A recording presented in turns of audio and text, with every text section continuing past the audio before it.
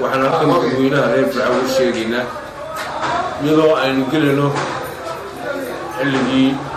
Ilaahay subxaanahu wa tacaala raxmadiisa inoo shubi jiray Ilaahay dhaqsa inoogu shubee waxaa inagu waajiba inaynu samayno dadaal nadaafadda ilaalinteeda qashinka ururintiisa saxada iyo caafimaadka inuu ku dadaalo النظافة من الإيمان بحديث النبي عليه الصلاة والسلام نظافة وقيب كمد الإيمان ما حدين روب كحل جيجوا إنه قالوا إلى هاي نوشوا من خير قبائل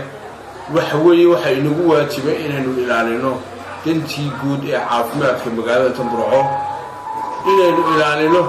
قشين كي وحلا بدا أورنا نقف استاهل كيس يسكح القامة أو كوكو قشين كجوب تسياله نقف كستا سمايو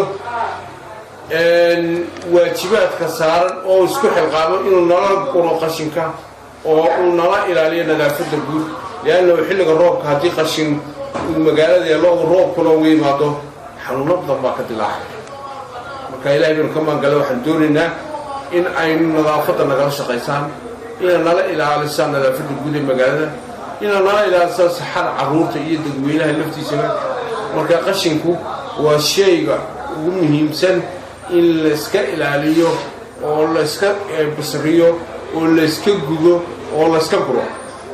qashinka xajmigiisu weyn yahay ee ka badan qofka intuu gubi karo ama intuu markaa meel ku ridi karo ahaan waxaa lagu waajibay dowladda hoosaataan nahay gaadiid baanu leenahay xaafaduhu soo maraa goobuhu soo maraa subax kasta waanu diraa afar gudoomiye waaxid bay magaalada leedahay gudoomiye kasta wuxuu xil saaran yahay oo shaqadiisu tahay in uu qashinka waaxda xaafadda uu gudoomiyaha ka yahay subax kasta laga guro gaadiidkiisa laga guro marka dadweynaha taa aadiyan loo qorsanaa wuu celcelin qodobka labaad waxaan ku celinayaa halka wax ka sheegay cashuurtii dawladda waa in la iska bixiyaa oo sidii ugu dhaqsaha badan la cashuurtii dawladda loo soo bixiyaa sanadka qof kasta ku waajibtay cashuurtu waa shayga kaliya wax ku wadna dadweyne waa shayga aanu dhaqdhaqaaqa ku wadno waa shaygan wax idinku qabanay haddaan cashuur la qaadin waxba jiri maayo